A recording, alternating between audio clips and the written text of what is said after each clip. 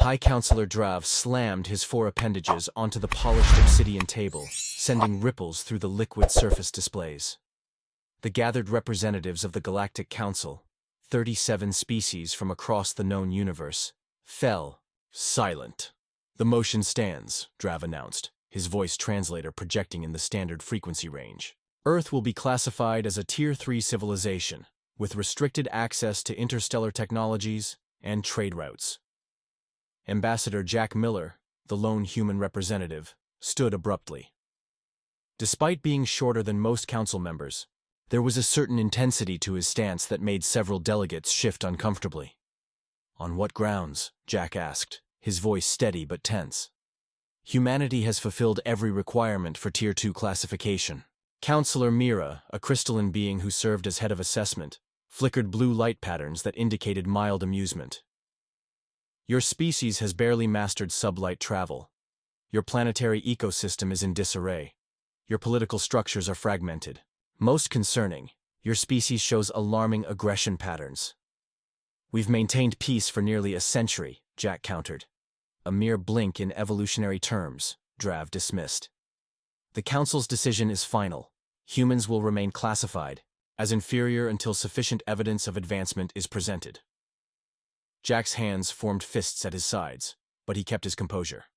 "I request formal notification of specific benchmarks required for reclassification." "Granted," Drav replied, already turning his attention elsewhere. "This meeting is adjourned." As the delegates dispersed, Admiral Lorne of the Procyon Federation approached Jack. Tall and avian in appearance, Lorne had always shown more interest in human culture than most council members. "Unfortunate decision," Lorne said, mandibles clicking, softly. "Though perhaps not unexpected. The older council members remember Earth's more volatile history." Jack nodded grimly. "They're judging us by standards they themselves couldn't meet at our stage of development." "Politics," Lorne agreed.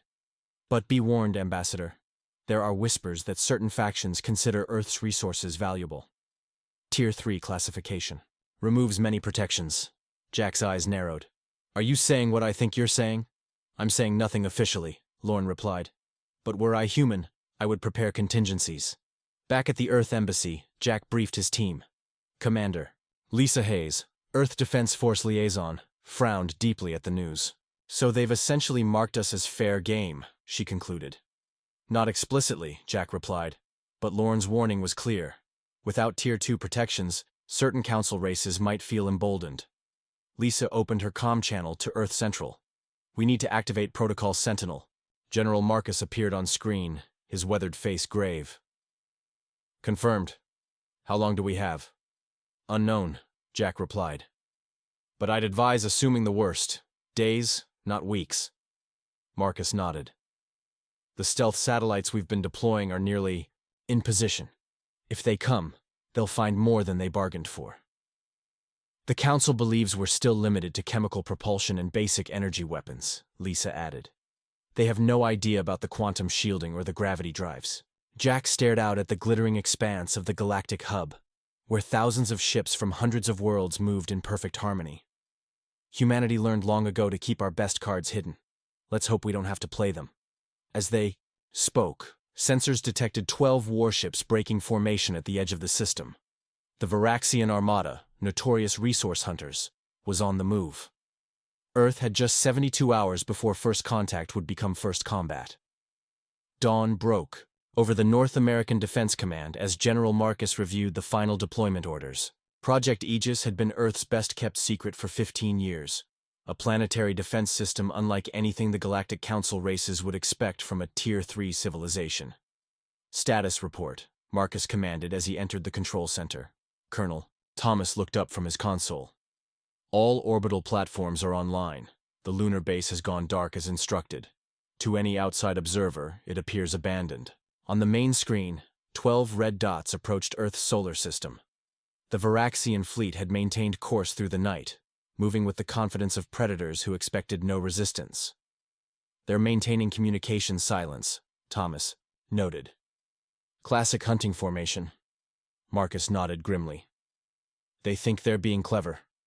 Any word from the embassy?" "Ambassador Miller is maintaining the pretense of diplomatic outreach. He's requested an emergency council session, claiming we detected the fleet movement and are seeking clarification. Good. That gives us plausible deniability when we defend ourselves. At the Galactic hub, Jack stood before a hastily assembled subset of council members. Councillor Drav looked irritated at the summons. Ambassador, these accusations are serious. The Varaxian Directorate denies any hostile intent toward Earth. The Varaxian representative, a scaled humanoid named Thresh, displayed his fangs in what his species considered a smile. Perhaps your primitive sensors are malfunctioning. Our vessels are conducting routine exercises in neutral space. Jack maintained his composure. Then you won't mind if we transmit their exact coordinates to the Council Security Force for verification? Thresh's smile faltered momentarily. That would be an unnecessary waste of resources. I disagree, said a new voice. Councillor Lorne entered the chamber, carrying an official data crystal. As chair of the Non-Intervention Committee, I've taken the liberty of dispatching observers. Drav's appendages twitched in annoyance. This is irregular, Councillor Lorne. So is an armed incursion against a newly contacted world, Lorne replied smoothly. The Council's laws are quite clear, even for Tier 3 civilizations. Meanwhile, aboard the Varaxian flagship Inevitable Harvest, Commander Grell reviewed the assault plan. Earth's defenses, according to Council records, consisted of primitive satellites and a small fleet of chemical propulsion vessels. The planet's resources, particularly its abundance of liquid water and rare minerals, would make the Directorate extremely wealthy. Time to emergence from fold space? Grell asked. 3 hours, Commander, his navigator replied. We'll emerge behind their fourth planet to mask our energy signature, then proceed in stealth approach. Grell clicked his talons together in anticipation. And their defensive capabilities? Negligible. Their most advanced weapons are nuclear-based missiles with limited range. Nothing that can penetrate our shields. Excellent. Prepare the harvester drones for immediate deployment upon arrival. Priority resources are water, uranium, and the biological specimen types listed in Section 3. We'll start with their least populated continent as a demonstration. Back on Earth, the final preparations were complete. The quantum shield generators, reverse-engineered from crashed alien technology decades earlier, were powered and ready. The gravity drive-equipped interceptors remained hidden in underground bunkers and underwater hangars. Lisa Hayes joined General Marcus in the command center. Ambassador Miller reports the Council is divided. Some members suspect the Varaxians' true intent, but most are reluctant to intervene without proof. They'll have their proof soon enough, Marcus replied. The Varaxians are about to learn why it's unwise to underestimate humanity. As the Varaxian fleet prepared to emerge from fold space, they remained completely unaware that Earth had been monitoring their communications for years. Every detail of their surprise attack was already known to Earth's defenders. The trap was set. The hunters were about to become the hunted. The Varaxian fleet emerged from fold space in perfect formation behind Mars, exactly as planned. Commander Grell observed the blue planet on his view screen with satisfaction. Such an abundance of water was rare in the galaxy, and the Directorate's processing ships would convert it into the pure hydrogen needed for their fusion reactors.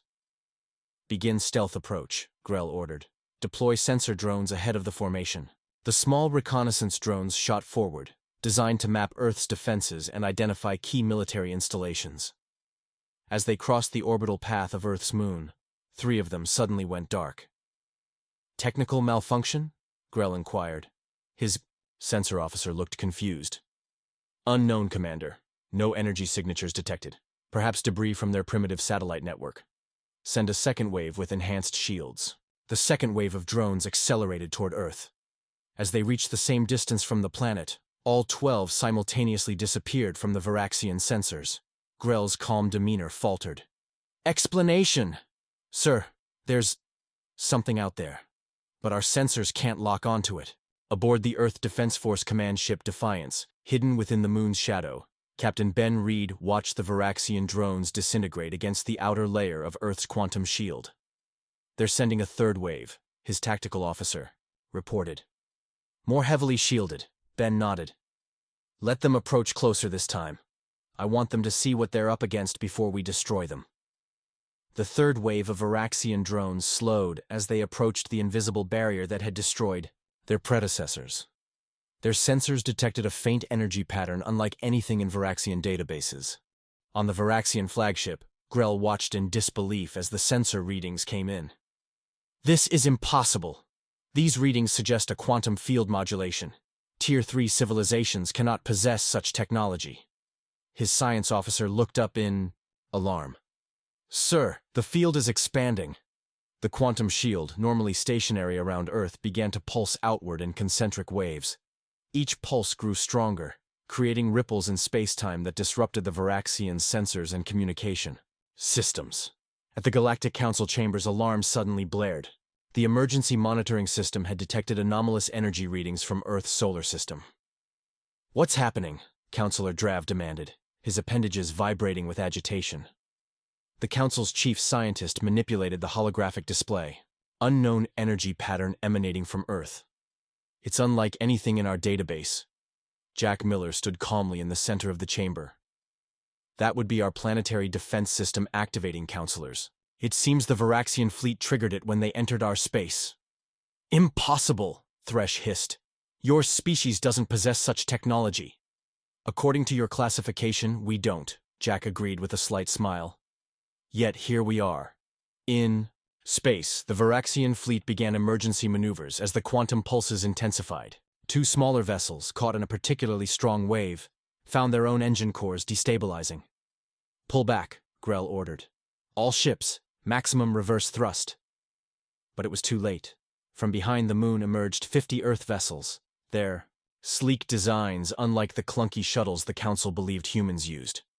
They moved with impossible speed, propelled by gravity drives that bent space around them.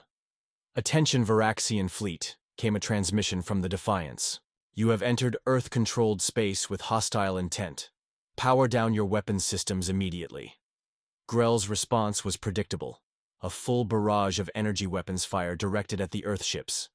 The beams dissipated harmlessly against their shields. They have adaptive shielding? Grell's weapons officer exclaimed in horror. How is this possible? The Earth ships returned fire with precision strikes that disabled the Varaxians' primary weapons without destroying the vessels. It was a demonstration of skill and technology that no Tier 3 civilization should possess. In the council chambers, the representatives watched in stunned silence as the battle unfolded on their monitors. The supposedly primitive humans were systematically dismantling one of the most feared military forces in the galaxy. I believe, Jack Miller said into the silence, that the Council may wish to reconsider Earth's classification. The Galactic Council emergency session stretched into its fourth hour. Representatives argued vehemently, their translators struggling to keep pace with the emotional outbursts.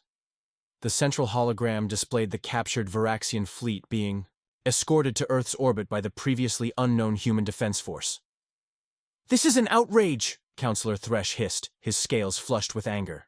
Earth clearly concealed advanced technology, a violation of Council disclosure protocols. Jack Miller stood at the center of the chamber, unfazed. The protocols apply to Tier 2 civilizations and above. As a mere inferior Tier 3 world, Earth was under no obligation to disclose our full capabilities. A convenient loophole, Drav muttered. One created by your classification, not by us, Jack countered. Had you granted us Tier 2 status, we would have gladly shared our technological achievements. Counselor Lorne intervened, his avian features impassive. The greater violation remains the Varaxian aggression against a protected world, regardless of its tier. The Council viewing screens shifted to show the interrogation of Commander Grell. The Varaxian looked diminished, his earlier confidence shattered. The Directorate acted with full knowledge of Earth's status, Grell admitted under questioning. We were informed that human defenses would be negligible, and that certain Council members would delay any response to our incursion. Murmurs of shock rippled through the chamber. Jack kept his expression neutral, but inwardly he was cataloging which representatives looked particularly uncomfortable at this revelation. Counselor Drav raised all 4 appendages for silence. These accusations require investigation. In the meantime, what do you propose for the Varaxian fleet currently in your custody, Ambassador Miller? We will return them to Varaxian space, minus their weapons systems, Jack replied. Earth has no interest in escalation, only in ensuring our security. Your security, Thresh sputtered, is now apparently guaranteed by technologies you shouldn't possess. The quantum shielding alone violates 17 technology transfer restrictions, which we developed independently, Jack stated firmly. Earth has never received restricted technology transfers. Our advancements are our own. Back on Earth, Lisa Hayes and General Marcus monitored the council session from the command center. The holographic transmission showed the representatives growing discomfort. They're realizing how badly they underestimated us, Lisa observed. Marcus nodded. That was always the plan. Better to be underestimated and prepared than overestimated. And vulnerable. Phase 2? Lisa asked. Proceed as planned. Ambassador Miller will make the formal proposal once the council finishes its deliberations on the Varaxian incident. In the council chamber, the debate had shifted from accusation to practical concerns. Many representatives now appeared worried, rather than angry. If Earth possesses gravity manipulation at this level, a gelatinous representative from the Medusa cluster noted, what other capabilities have they concealed? Jack seized the moment. Counselors, Earth has no desire for conflict. We developed these technologies for defensive purposes. After our first extraterrestrial contacts suggested the galaxy might not always be friendly. A prudent precaution, Lorne agreed, given today's events. Jack continued. As a gesture of good faith, I am authorized to offer Earth's assistance in a matter I believe concerns the entire Council, the advancing void anomaly in the Cygnus arm. The chamber fell silent. The void, a region of space where stars were mysteriously going dark, had baffled Council scientists for decades. It was expanding steadily, consuming entire systems. What possible assistance could Earth offer regarding the void? Drav asked skeptically. Our quantum field technology, Jack explained, was originally developed to study similar space-time anomalies. We believe it can be adapted to contain and possibly reverse the void's expansion. The Council representatives exchanged glances. If true, this would be the most significant scientific breakthrough in centuries. This offer, Jack added carefully, comes with a condition. Earth requests immediate reclassification to Tier 1 status, with full Council membership and protection. Preposterous! Several voices shouted at once, but Counselor Lorne raised a wing for silence. Perhaps we should hear more about this proposed solution before dismissing it. After all, our current approach to the void has yielded no results in 50 years. Jack nodded gratefully to Lorne. General Marcus and our scientific team are prepared to provide a full briefing at the Council's convenience. The Council members murmured among themselves. Earth had gone from an afterthought to a potential savior in the span of a single day. The power dynamics of the entire galaxy were shifting before their eyes. The observation deck of the Galactic, Council's science vessel Empirical Truth offered a sobering view. Through the reinforced viewport, Council representatives watched as another star in the Cygnus arm winked out, consumed by the expanding void. The darkness seemed to eat the light itself, leaving nothing but empty space behind. The 15th, stellar extinction this cycle, announced Director Webb of Earth's Science Division. At its current rate of acceleration, the void will reach populated systems within 5 years. The assembled representatives shifted uneasily. For decades, the Council's best minds had failed to even explain the phenomenon, let alone contain it. You claim to have a solution, Counselor Drav stated, his tone somewhere between hope and skepticism. Yet your civilization was considered technologically primitive until days ago. Director Webb, a tall woman with silver hair and steady hands, activated the holographic display. Sometimes an outside perspective is valuable. Your civilizations have advanced along certain technological paths for millennia. Earth developed differently. The hologram showed a complex mathematical model of the void's expansion. We believe the void isn't consuming matter. It's displacing it into another dimensional plane. Impossible, declared the Axiom representative, a species renowned for their mathematical prowess. Transdimensional displacement violates conservation principles. In standard 4-dimensional spacetime? Yes, Webb agreed. But our research suggests the universe has 11 dimensions, with most normally folded into subatomic scales. She manipulated the display, showing how the void appeared to be unfurling these hidden dimensions. We discovered this phenomenon accidentally while developing our quantum shield technology. Aboard the Earth vessel Pioneer, a specialized science ship stationed at the edge of the affected zone, preparations were underway. Captain Ray Johnson supervised as his crew installed the prototype dimensional stabilizers. "Final calibrations complete," reported Chief Engineer Morgan. "But I must emphasize, Captain, this is theoretical technology. We've never deployed it at this scale." Ray nodded grimly. "Noted. But given the alternative?" Morgan understood. If the void continued unchecked, billions would die as inhabited star systems went dark. "The Council observation vessel is maintaining position at the safe distance," Tactical Officer Park added. "They're watching our every move." "Let them watch," Ray replied. "Maybe they'll learn something." Back at the Council viewing area, Director Webb continued her briefing. "Our approach uses quantum field generators to stabilize the dimensional boundaries. Think of it as sewing up a tear in the fabric of space-time."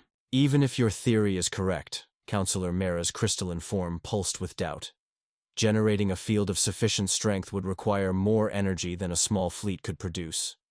Webb smiled slightly. "That would be true, using conventional energy sources. Earth has developed alternative methods." On the Pioneer, Chief Engineer Morgan completed the final connections to the ship's core. A contained artificial singularity, harnessing energy directly from quantum fluctuations at the boundary between dimensions. It was technology centuries beyond what the Council believed humans possessed. "Dimensional stabilizers at full power," Morgan reported. "Quantum field initializing." Captain Ray opened a channel to the observation vessel. "Council representatives, we are commencing the containment procedure. I suggest you enhance your sensors to record all data. This will be informative." The Pioneer and its three sister ships moved into formation around the advancing edge of the void.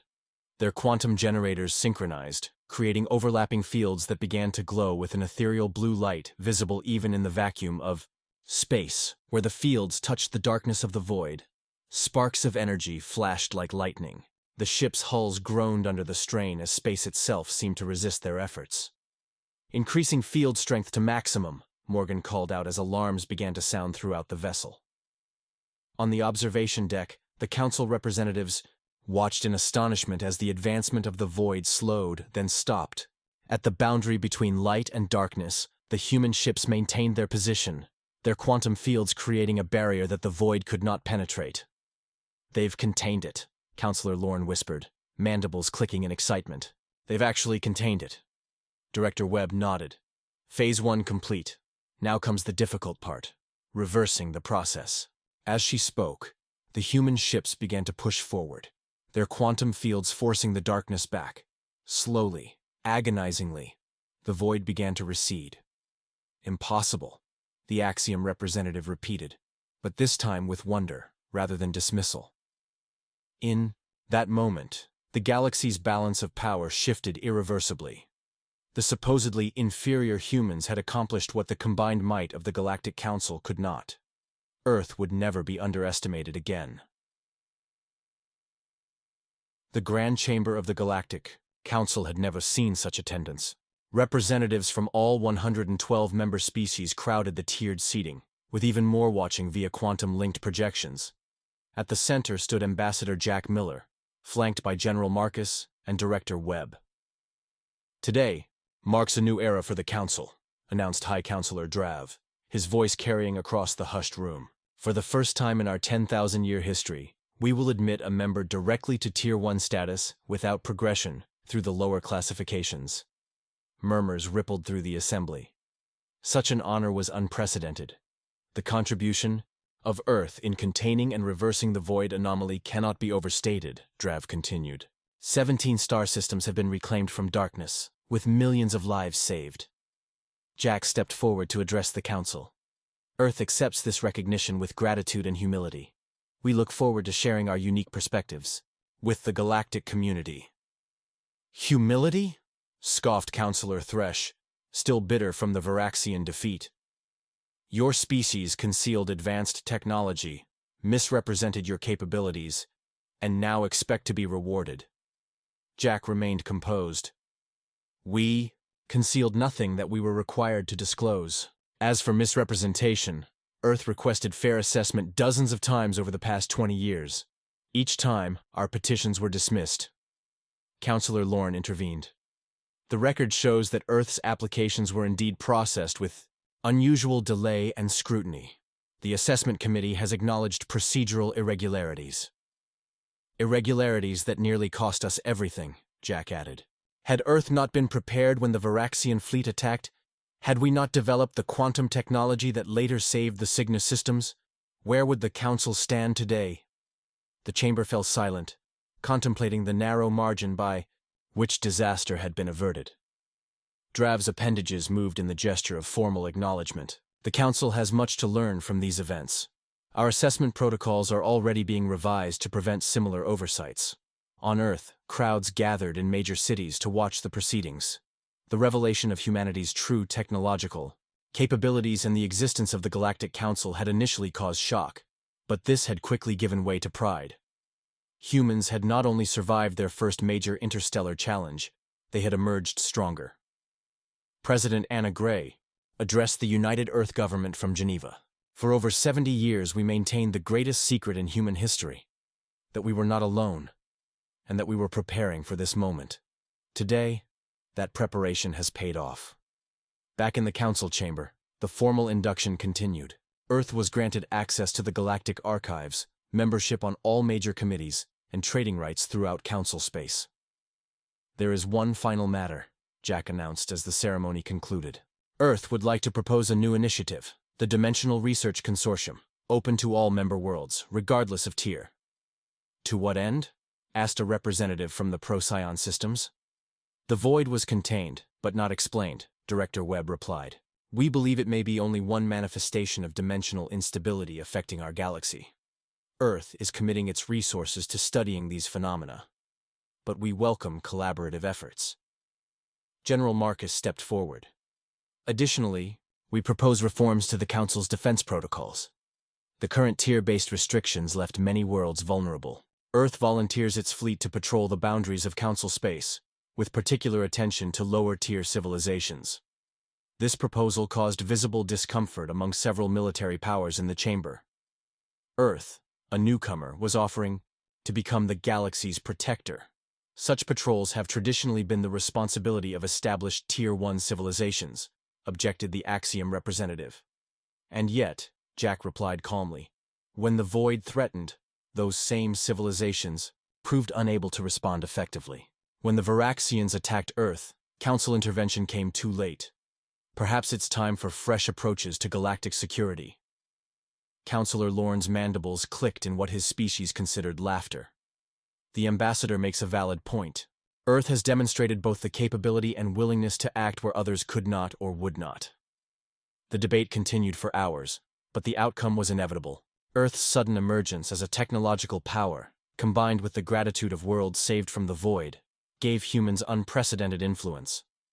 As the session concluded, Jack found himself approached by Counselor Drav in a rare private moment. You played the long game exceptionally well, Ambassador, Drav said quietly. I underestimated your species. Jack smiled slightly.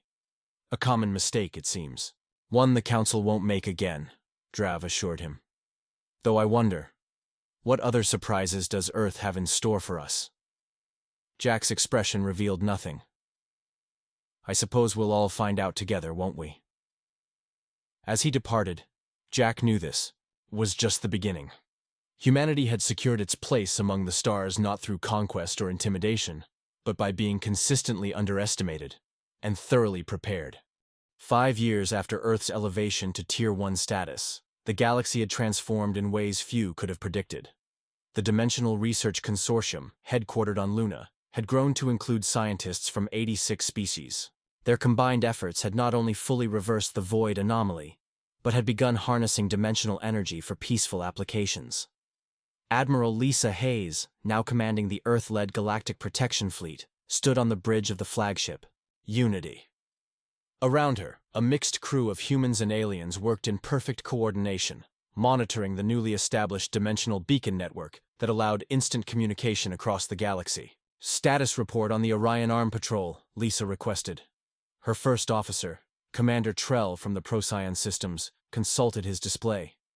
All sectors secure, Admiral. The refugee relocation from the former void zones is proceeding ahead of schedule. Lisa nodded with satisfaction. The fleet had evolved from its original defensive mandate to include humanitarian missions, scientific exploration, and diplomatic efforts. Earth ships now represented the collective will of the Council rather than human interests alone. A subtle but crucial distinction that had helped ease tensions with the older galactic powers. On Earth, the Council had established its first secondary headquarters outside the galactic hub. New Geneva had become a thriving metropolis of interspecies cooperation, with architectural styles from across the galaxy, blending into a harmonious whole. Transport ships arrived daily, bringing visitors eager to learn from the civilization that had risen so dramatically from obscurity to prominence. In the Council's Primary Education Committee, Director Webb presented the findings of a 5-year study. The integration of Earth's educational methodologies with traditional Council approaches has yielded remarkable results. Critical thinking scores have increased by an average of 23% across all participating worlds. Counselor, Mira's crystalline form pulsed with approval. Earth's emphasis on questioning established knowledge, what you call the scientific method, has revitalized fields that had stagnated for centuries. Innovation often comes from unexpected places, Webb replied. Humans developed differently, precisely because we were isolated. We had to solve problems without access to the Council's accumulated knowledge. A blessing in disguise, it seems, noted Counselor Lorne, who had become one of Earth's strongest allies. In the private chambers of the High Council, Jack Miller, now elevated to Earth's senior representative, met with the leadership committee. 5 years of diplomatic service had added silver to his temples, but none of the cynicism that often accompanied political advancement. The prototype dimensional gate is ready for testing, Jack informed them. If successful, it will reduce interstellar travel time from weeks to seconds. High Counselor Drav, who had reluctantly become one of Jack's supporters, waved a concerned appendage. The military implications are significant. Instant troop deployment could destabilize the careful balance we've maintained. Which is why Earth proposes that all dimensional gate technology be placed under direct Council control, with no single species having exclusive access, Jack explained. We've learned from history that technological advantages should be shared, not hoarded. The Council members exchanged glances. Such willingness to share breakthrough technology was rare among Tier 1 civilizations, which typically guarded their advantages jealously. Your species continues to surprise us, Drav acknowledged. When we first encountered humans, many believed you would become conquerors if given the chance. Instead, you've become builders. Jack smiled. Humans have always been both. Our history contains enough war and conquest to justify your initial caution. But we've learned that lasting power comes not from domination, but from cooperation and mutual advancement. In deep space, at the precise location where the void had first been contained, a monument now floated. A crystalline structure containing representatives of all Council races, their forms rendered in eternal materials. At its center stood a simple human figure, hand outstretched toward the stars. The inscription, translated into all Council languages, read, "Progress comes not from strength alone, but from being underestimated and overcoming." On the observation deck of a passing transport ship, a young human child pressed her hand against the viewport, watching as the monument rotated slowly against the backdrop of reclaimed stars. "Is it true?" she asked her father. "Did everyone really think humans were weak?"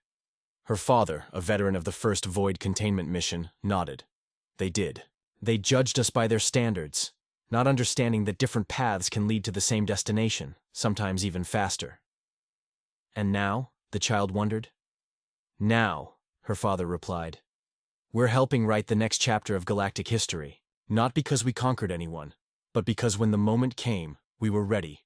Ready to defend ourselves, ready to save others, and ready to forgive those who had dismissed us." The ship accelerated toward Earth, where representatives from across the galaxy had gathered for the anniversary celebration of the Void's defeat. The event would showcase new technologies, cultural exchanges, and diplomatic initiatives, all building on the foundation established when humanity had proven itself in the face of prejudice and danger. In the Council archives, a new entry had been added to the official history, the human paradigm shift. It documented how a single species, mistakenly classified as inferior, had revolutionized galactic society not through military might, but through innovation, resilience, and a willingness to share its unique perspective. The final line of the entry, attributed to Ambassador Jack Miller, had become something of a motto throughout Council space. True strength lies not in being recognized as powerful, but in remaining powerful, even when unrecognized.